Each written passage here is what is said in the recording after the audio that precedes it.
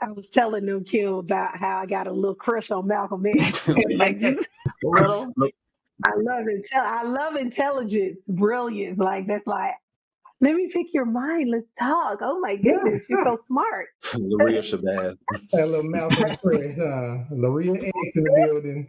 Laria X. I got a crush on Malcolm, y'all.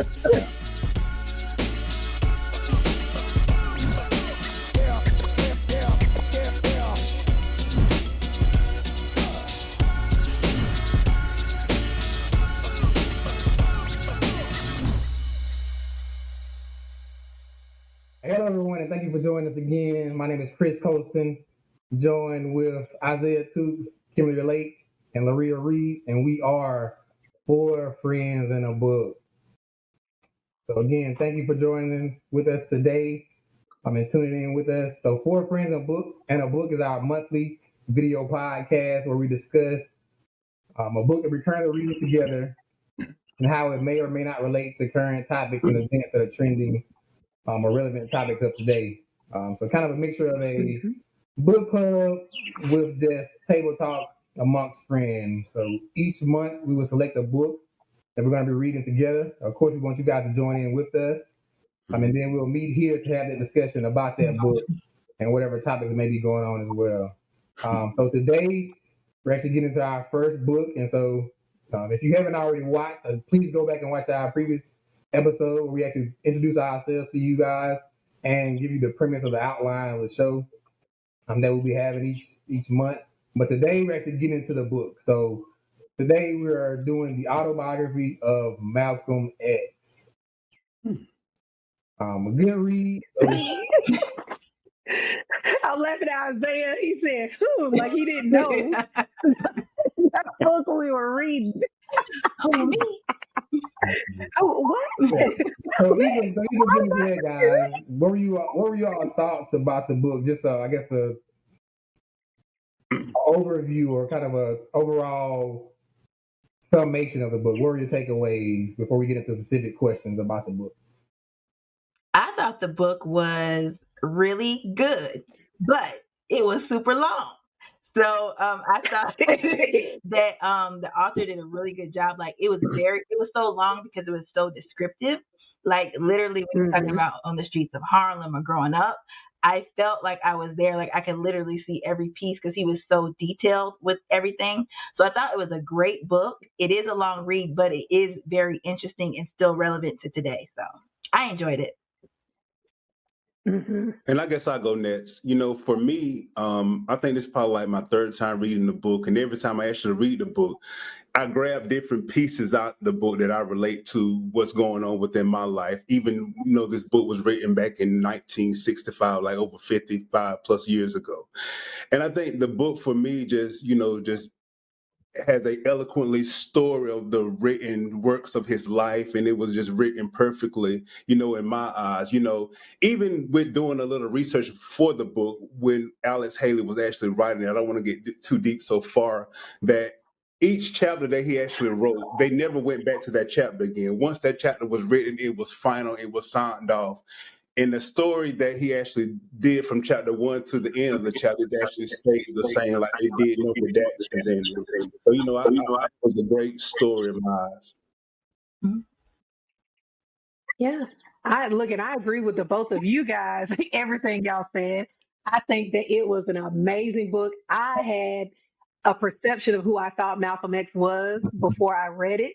And when you read the book, it goes, we've seen the movie, which is kind of like a little, just a couple little highlights of the book. But I think everybody needs to read this book because it is so detailed about his life. I mean, from the beginning to the end, I felt like I was on pins and needles. It's long, but it held my attention the entire time. Like I didn't want to go. And I'm one of those people who read like 2 or 3 books at one time. I'm like, okay, I'm gonna be on chapter 1 on this one, and But with this book, I was like all in from beginning to end, and I didn't want to stop. And Audible came in handy on this book, right? Because it was so many chapters. I was in the grocery store listening. I was like everywhere, like what? I know people were looking at me crazy when I was exercising, just everywhere I was listening to the book because it was just so interesting. His life is just, it has so many different facets that I believe everybody needs to know to understand why he was the way he was. That's true. So that's kind of my overview of everything. Yeah, I agree with everything you guys just mentioned. So the book is long. So for those that may struggle reading long books, again, like Maria just mentioned, Audible, it came through for your boy. Like I told y'all in the previous episode, I'm getting introduced into Audible, but it did make it a lot easier to kind of follow along. So Lawrence Fishburne was actually the reader of this book, and so of course, he had that voice we are familiar with from all the movies that he's done. So that actually made it interesting to kind of hear a familiar voice, and to having to narrate the book via that Audible application. So that was kind of a benefit for me. Like Maria mentioned, the movie does do a pretty good account, but it doesn't cover everything. So the book definitely fills in a lot of those gaps, a lot of those missing pieces. I didn't know, and again, we're all our four friends in the book group here are all based out of Georgia. I didn't know that Malcolm X actually has family roots in Georgia as well. So that was kind of interesting to hear about that part and that piece of it. So to get a bit deeper into it, so what parts did you identify, or each of you identify most with about this book, as far as, I guess, his life, his philosophy, ideas, even how, as Isaiah mentioned, the book was written, back in the 60s, but hearing about the plight of African American at that time period, what were your thoughts about seeing that history in that moment, and even if it's relevant to today and some of the things that we're still seeing or how things may have evolved since then? What are your kind of thoughts and takeaways as far as that? I don't want to go first. Well, I'll go. So you first want us to identify, how we identify what Malcolm's life most mean to us. I want to first start with this book was a story about, what was possible. It was a great and riveting story about a man who was actually born under some of the most extreme circumstances and reached some of the deepest lows you can reach in society. But someone who had been saved through love, in my opinion, through commitment and his love for reading and books. I most identify with Malcolm X when he sat in that jail. And I think he was in jail for like approximately 7 years. And I say that because when you're in that type of solitude, you have time to reflect on your life. Malcolm took everything that he ever known and changed it into what he could become.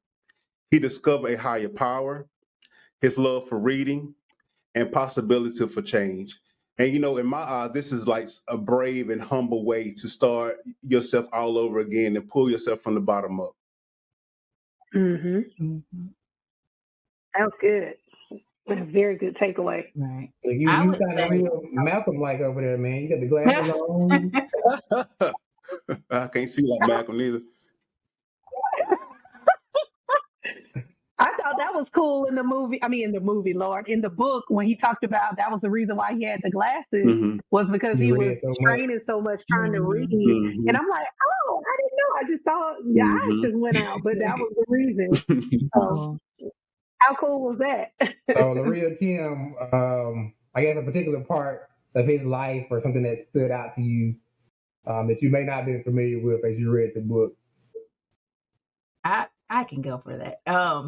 I had to think long and hard about this because I was like, our lives are so different, like just the way he grew up, everything. But I think the way I related to him the most was his belief in divine intervention. So, of course, he's a Muslim. So, like, throughout the book, he was like, Allah didn't allow this to happen. Allah purposed this to happen. And I can relate to that as a Christian because I do believe in like divine purpose and divine intervention. So I believe like things happen in my life for a reason. Nothing's by accident. So I can relate to him on that level, like on his spirituality. Good, Kim. That's good. Good takeaway. Never thought about that. And for me, it was two things that I identified with him the most. And the first one was he's a preacher's kid. His father was a pastor.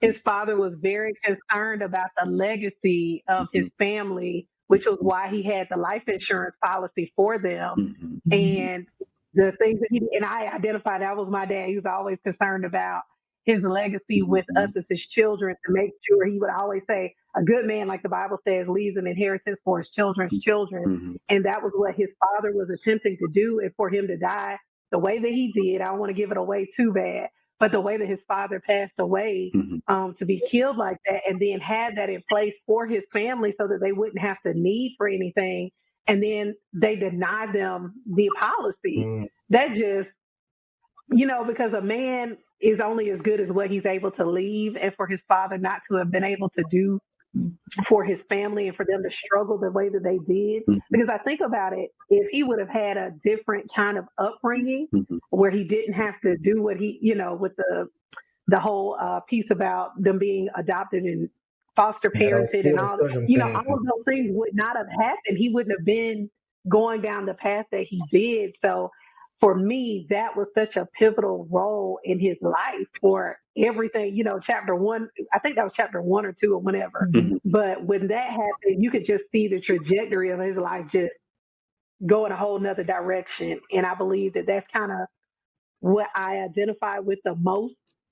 Because once again, me and him have completely different lives, but that was one thing that I really was like, man, that my father was the same way, with trying to make sure he set up his family, and for him to be in that time period trying to make sure that his family was taken care of.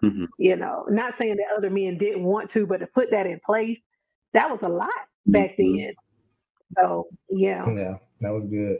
I think for me personally, the thing that kind of stood out the most was just seeing the progression, like, as a boy to a man, and even on the maturity that he went through that process of life. Like I said, some of those struggles as a youth, and losing his father to a violent death, and how his mindset changed, is even being molded into kind of a hustler's mentality, or kind of having to adapt to the situation, because again, at that time period, when your father was usually your provider, and now that's gone. So him and his brothers having to step up and having to figure out a way, along with their mother, to try to to eat. I mean, they was scrapping to even find meals each day. But even to see that progression of him, moving to the big city, working on the railroads, and that hustler mentality. Like Isaiah mentioned, going to jail, and that kind of changes his perspective a lot. So just that growth as a man, to also show that you're not always confined to your circumstances. So they definitely can shape and mold you, and some of your outlooks and how you view things. But to see that evolution and that growth, and that change of mindset, for me was it was well described. And I again, as a man myself, just, I guess, seeing that story, reading that story, getting that history, and seeing that progression and that elevation, was just a huge takeaway for me. Again, I love history. Hearing about some of the things of the past that was mentioned, all those things were just kind of very influential, I guess, in my takeaway from the book itself. So, so even covering that, again, the book talks about his life as a whole, and kind of his progression to being the Malcolm X that we know and have seen on TVs and read about, and some of those clips and things of that sort. But what, as far as the plight of the African American that he even spoke about, as he, I guess, what he wrote about in his autobiography, do you see any correlation or any similarities that were present in the 60s and the 70s? Are some of those same things kind of evident today? Are we kind of in some of those same spaces today with some of those same battles and issues? What are you guys' thoughts on that? I think yes. When I was reading the book, it was so interesting because it felt like he was talking about today. The issues he talked Mhm. about with the Black community, just with the Black vote, the Black dollar, Black ownership, police brutality is all, they're all same things we still talk about today in 2021. So it was just interesting that, and kind of sad thinking about it, that like all those years ago they were dealing with these issues, and today we're still facing the same issues. So Right. I thought that was just very interesting. For me, I always wonder, what these moments would be like, for Black America if our leaders such as Malcolm and the Martins were alive today. Malcolm died at such a young age of 39 years old. In 5 years, I will be that age, at the passing of him. So he was a young person still, living out his dream. Malcolm was, such progressive and such ahead of his time in his thinking. I feel that, if Malcolm was alive today, he will always continue to push the conversation forward towards the betterment, empowerment, and advancement of Black folks. Malcolm will always argue, if you read any of his early letters or in his early speeches, that it was like more at stake was like for Black people. And the most important issues were Black identity, integrity, and independence.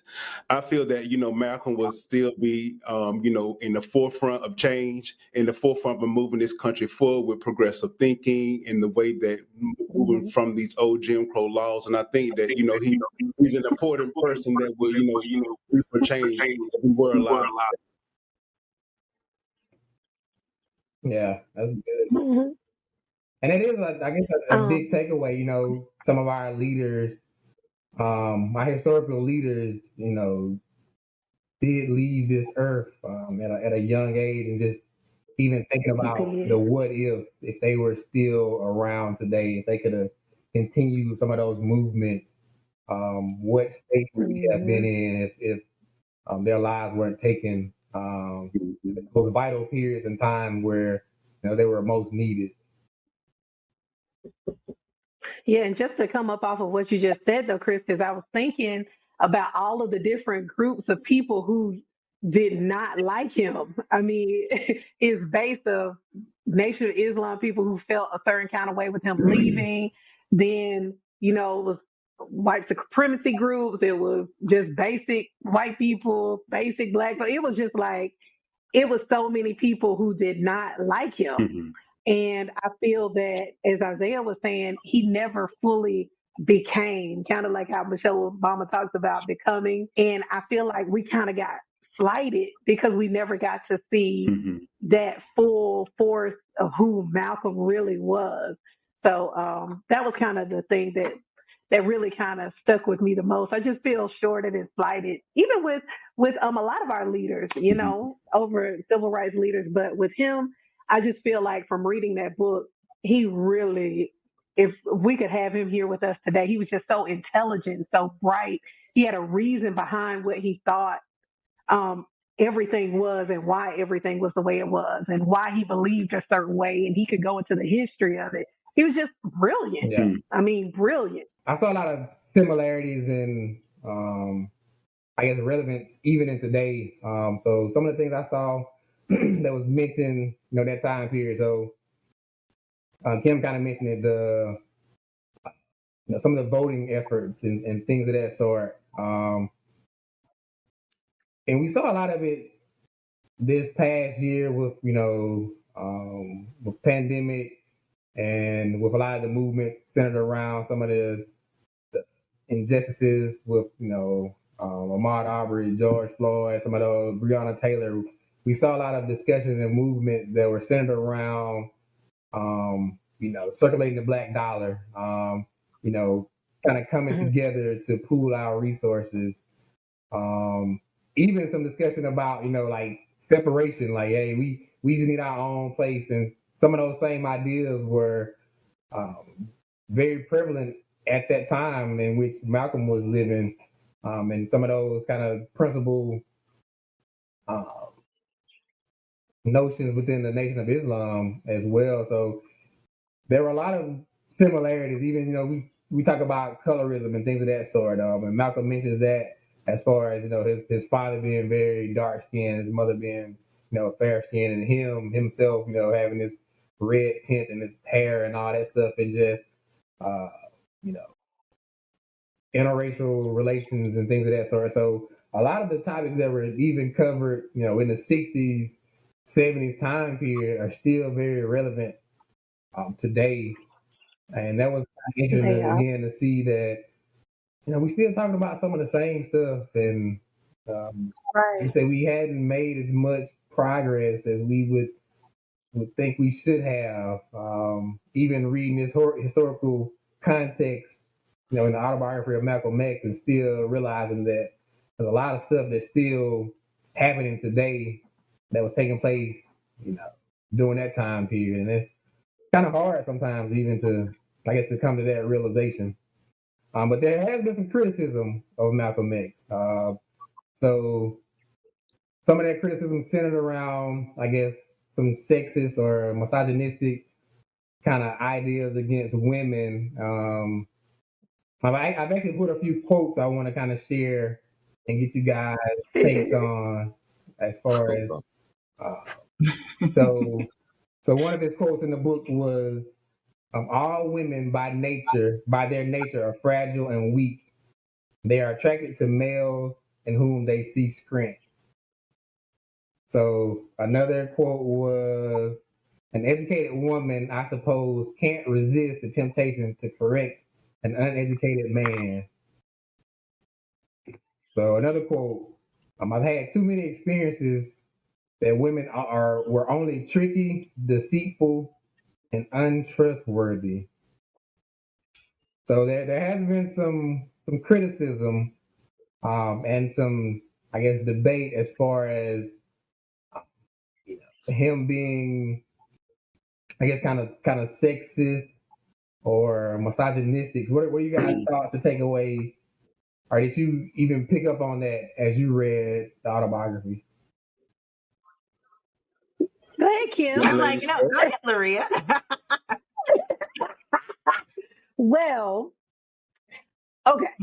So from reading the book and even seeing the women that he dealt with, okay, yeah, you may have a point to the people that you were. It's kind of like, that's just like saying Black people are lazy. If you're around lazy Black people that you know, of course you're gonna come to the assumption that Black people are lazy. But the Black people I know in my circle aren't lazy. So I think that from the people that he had been in contact with and that he had seen, those were his thoughts about that. And you know, I'm gonna give him a pass because I love Malcolm X. He's the only one that I kind of give a little pass on. Before Kim starts talking, let me speak up for my boy a little more. So I really, no, but I really believe that as he was, like I said in the beginning, as he was becoming, I just feel like he was evolving and we didn't get to see where he would really be. Because I don't think that he would have stayed with those thoughts. I really don't. But that's what I gather from it. Kim, I had to look up. You ready to get into it? What you got? I had to look up the definition of misogyny. So in the definition, it talks about having a mistrust of women. So going by that, I believe he was. He talked about like he basically only trusted his mom, Ella, and his wife out of like all the women he really came in contact with. So I think he couldn't help to be that way because, I mean, in his formative years, like growing up on the streets, his relationship advice and women advice came from pimps and prostitutes. So that level of people is like shaped his view of women and interactions with women and men. So I can't blame him on that end. But I do think that even later in life, I think he still kind of held that the same beliefs and mistrust, because when he talked about getting married and women's intentions with him and like at the mosque, people trying to trap him and all this kind of stuff. So I think he still had some of that in him, but yeah, I guess we'll never know the full evolution of Malcolm X, but I do think that he was that way. I do think so. Yeah. Yeah. But they were trying to trap my man at the mosque. Okay. Yeah, the women at the mosque were checking for him now. So they was like, he could have been. Have y'all heard about the man with the red hair? 'Cause they was definitely checking for him. Yep. But even with Ella, he was kind of critical of her at points. So even though he looked up to her, he mentioned Yeah.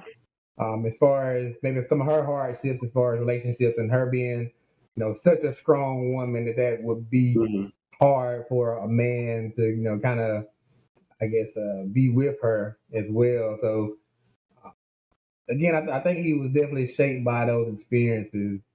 But again, Hmm. like Laria mentioned, we probably would never see that evolution of how that could have transformed over the years as he continued to kind of expand and grow and get a different Right. perspective on stuff. Gotcha. Isaiah, what you got? Well, I know you got something for us. well, I don't think L'Oreal's man was misogynistic. Malcolm would always quote, "The most disrespected person in America is the black woman. The most Come on unprotected now. person in America is the black woman. And the most neglected person in America is the black woman." And for decades since, for black women, they have continued to resonate and rally crying out for him, who have felt sidelines, with civil rights. Black women was not in the forefront, as well as they're not in the forefront for the feminist movement. And I think Malcolm also spoke out for that because he saw that early on what was going on and why black women Hmm. didn't just do that they were supposed to. Right. And I want to really take it slightly back to the beginning. He saw the way that his dad treated his mom, and he really did not like that.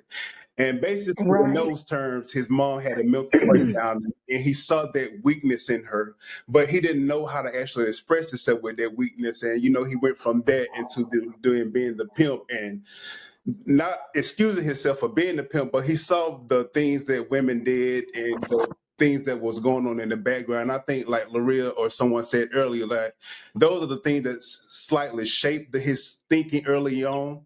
But as he's progressing, his thinking and his progressiveness is going forward, that actually changed. I think he had some misogynistic views, but he was able to change that when he adapted later on in his progressive thinking, when he started to speak out more with the NOI. He started to speak out more with those movements that he was going on with. And I think, with that progressive thinking, like he knew it was wrong. He was wanting to express himself of a way to actually get women's right and get women's liberal rights, to the forefront. But I don't think, as far as the later part of his life, he demolished a lot of those misogynistic views that he had as growing up. But again, so Four Friends in a Book podcast, we're not only about books, so we still try to find relevant topics of today, things that are trending today that may even relate to those books. So one of the things that's kind of trending right now, and I mentioned to my friends, like we got to do this, we gotta have a little discussion about this. Boy, Kevin Samuels. Like Kevin Samuels is he Speaking of misogynistic, Right. he's all over What's the definition again? he's all over Instagram. He's all over YouTube. These people calling in, getting shut down, men and all women the alike. way. But All the way. there's a lot of criticism behind him as well, as far as is he sexist? Is he overly misogynistic? His views as far as how he talks to women, and even some of his takeaways as far as some of the advice that he gives and presents to men and women. So we're gonna do a little clip right now, and we're gonna have a discussion about that. Since we were talking about Malcolm X and that whole period, we wanted to try to relate that to Mr. Samuels as well. So we're gonna go through this clip real quick, and we're gonna have a discussion. So yeah, hold on a second. We're gonna get here. I'm just wondering what kind of options would be available to me. I'll give you a quick synopsis. I'm 42 years old. Last year I used to weigh 203 pounds. None. No, I'm not finished. None. Yeah, you that are. Was last year. Yeah, you are. This year I weighed 165. No, ma'am. I said you're finished. You're finished. I'm done? Yep. There's nothing left for me. Not realistically. Well, thank you. I'm not going to lie to you. Because I'm 42? it's the age and the weight, and then if you have any children. So my kids are. Okay, ma'am, I don't need to. Okay, I'm going to be honest. And I don't want to be rude, sound like rude, but see, when you over 40 and you're obese, and or even if you're coming down, you still can go the other way, and then you have children. Okay, the only way that there would ever be any chance for you is if you were gorgeous, and if you were gorgeous, you wouldn't be calling. So I need the people to understand I'm not being rude. It's just oftentimes I'll get women who want to call in, they want to tell me their story, and then I know where it's going to end. Ma'am, you kind of knew that in order to overcome just your age alone, you're going to have to be very feminine, very submissive, very cooperative. You have to bring a lot to the table. That's before your weight and before your children. And your children are a messy detail for a man. I don't mean, and you can love your children, but people don't look at our kids the same way. So that's why when you asked, I'm like, and were you married in the past? We just watched that clip from Kevin Samuels. So again, he's trending on social media right now, on Instagram, on YouTube. Everybody talking about him. The men seem to love him. Women seem to not so much. They pretty much hate him. So was that too harsh? Does he need better tact? Like, what are your thoughts on even his advice? Like, so he brands himself as a image and a style and life coach. So he's giving people his perspective as far as what he feel like their prospects are. Well, my thing is, he's always talking about high value men and what high value men want. My question to y'all is, what do you think? Because he's speaking for a high value man. So how you get back around on us that quickly? So first of all, look, I'm gonna ask you a question, but let me get your perspective. No. You answer my question. I asked you. Because he keeps saying high value men want this specific kind of woman. So is that true? I think first, Kevin Samuels, what is first as an image consultant, if somebody ever gave that word for me. I think he encourages women actually to devalue themselves. I mean, I don't know what he meant by the high value, but as far as like with integrity, values, core to the core, family life, those are the things that high value men, in my circle are interested in. I mean, you can have someone with a small waist, but if they bring nothing to the table, what do you have? You just have an empty seat.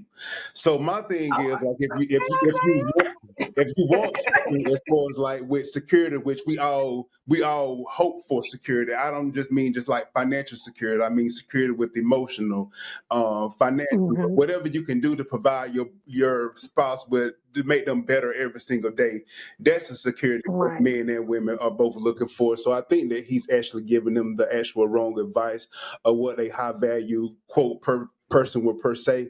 And as far as like with those ladies who actually call him, don't let this person, as far as like Kevin Samuels, take your power.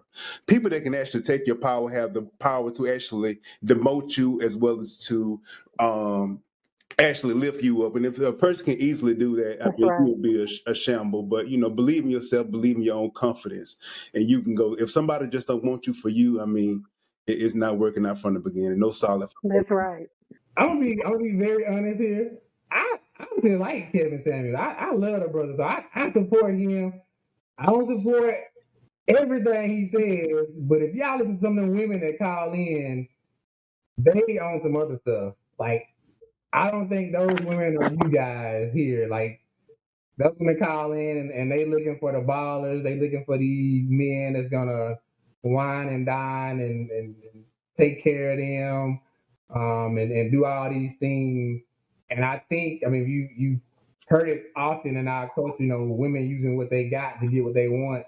I think a lot of those women that are calling in, sometimes, not all of them, but those are the women that's calling in saying they want a high value man. The image, it definitely has a part. I mean, I'm gonna be honest with you. I'm pretty sure y'all may disagree or agree, but everybody wants to be attracted to their spouse, to their partner. So Of course. It's true. Yeah. you know that You got to have that. regardless That's got to of be a what they part want of to it. say, you know, I'm thrown in by their mind. I love that may be a part of it, but the first thing you see is this, you know, this man with his beard or this body, or you see this woman with this nice shape and these legs or whatever it may be that draws you in. So the physical does have a big part within it, but it has to be more than that. And I think that's where those attributes and those other things outside that comes into play. I think he is giving good perspective, and especially to some of the falsehoods or false narratives as far as again, people just trying to always get what they can get out of a relationship and not having a willingness to pour in and to compliment a partner in a relationship. If it's all about, you know, what I can get or, you know, buying me this or taking me on these trips and doing this, I think that's a bad mindset to have coming into it. And from what I'm seeing oftentimes, that's kind of what's being presented. So Okay. I support my boy. I think I stand firm in it. And see, I didn't know Okay. the women talk. I didn't know that the women was calling saying those things to him. My opinion was just basically on that clip of what was, you know, played for us. But you know, that's like a whole nother different ball game now. Once Don't let him change you, Come Isaiah. on Don't let Don't them let take him you change back, you. it's a whole Isaiah. nother different You ball stay game. with what you You said, stay with Isaiah. what You you stay was with what right. you say. No, You hey, stick by your words because you was right. Right. So let me hear from Isaiah, I come value on, women. But come you on, brother. can't. Stand with Well, me. I'll let Stand Kim with go. me. I'll let Kim go. Well, No, I'm I don't have letting much Kim to say about Kevin Samuels. I'm like, I don't know why he's a relationship guru. I mean, I think he's divorced twice. I don't know if he's with somebody. So I like taking advice from people that have a life that I want, and he doesn't have the life that I want. Now, I will say that he does. I think his advice is spot on for the type of man he's talking about. So I think his advice is for the guy that is looking for the trophy wife or arm candy. If that's the case and you're trying to get that man that wants the trophy wife or arm candy, then all the physical attributes and all the other stuff he's talking about is right because that's all they're looking for. So I think the women calling in, I don't know why they're calling in because I think a lot of them sincerely are looking for a relationship advice or how to get a man, and I just don't have it for Kevin Samuels. I'm sorry, I just don't. Yeah, he be going too far. He didn't know how to talk to people. I think that the whole point of what he does is a mixture of ratings, people watching him, exposing how some women think who really ain't thinking. You know, women, come on, y'all get off this dude show. Don't let him do this to you. Yeah, you gonna need 10 years of counseling coming out of Right. Samuel. Okay. Well, good. Like I said, again, on Four Friends in the Book, we're not just about the books. We try to talk about current topics, things that are going on. So today we related, you know, our autobiography of Malcolm X to Kevin Samuels. Who knew there was a correlation to be found? Who knew? Who knew? I know, don't y'all put Kevin Samuels with my book. Not her book. Don't y'all put Malcolm with him. I need to stop being disrespectful, Lord, for you. I love Malcolm X for real. Good. Gotcha. All right, so we're actually going to transition again. You know, this is the part of the show that we have each month where we're going to give somebody 60 seconds to kind of go do whatever they do. And again, it's called The Rant. So each podcast episode, 60 seconds, uninterrupted, whatever you want to talk about. We're not disputing it. We're not debating it. We're not going to argue. We just giving 60 seconds to a friend to speak from their heart, from their mind, whatever they feel. And again, we coming back to my brother. Even from the last episode. Look, so the last episode he was Mr. CDC because he got us all vaccinated. That's right. So I'm not sure who he gonna be on this one, but Isaiah up again for the rant. 60 seconds, starting Now go.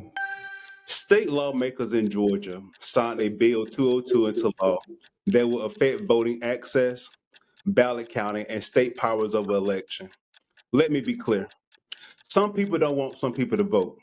And in Georgia, we must make it easier, not harder, to cast a ballot. And Congress must seize the opportunity to pass the For the People Act to expand voting rights and protect the foundation of our democracy. This is the good and necessary trouble John Lewis was speaking of. Georgia GOP has made it illegal to bring food and water to people standing in long lines that are only long because of the policies you created. To specifically and intentionally limit the electoral power of Black and brown people is honestly more egregious and apparent than I have words for. And one thing the GOP did not realize was that the signing of this bill will be awakening every Democrat in the state of Georgia, and they will find a way to vote. And that's that on that. Woo. Pew, pew, pew. Look, Good one. we just heard That was from good. Congressman Toots. That's why we're Yes, sir. every episode. Before we let you go, I want to talk about this hidden jewel we have on the show. My friend and co-host of the show is not only a media mogul and servant leader, but she's also an accomplished author. On the next episode, we're going to talk about Laria Reed's book, Lessons from My Father, which is a great book, and I can't wait for you all to explore with us. Kim, when can they tune in? All right, our show, remember, is every third Thursday of the month at 7 p.m. Eastern Time. So make sure you put on your notifications and come join us on our next show. That's right. And make sure that you go on Facebook, you go on Instagram, like us, share our videos. If you want to go back and look at our introduction from the previous time, please do that. And we're also on Spotify. So make sure that you check us out there. But go ahead, follow on Instagram and go and like our page, For Friends in a Book, on Facebook. So, Oh, and on YouTube. I forgot about YouTube. I'm sorry. YouTube as well. So again, thank you guys for tuning in with us for Friends in the Book podcast. Stay tuned in. Let's read, let's learn, let's grow, let's have a discussion. See you next time. Thank you, guys. Bye. Bye, y'all.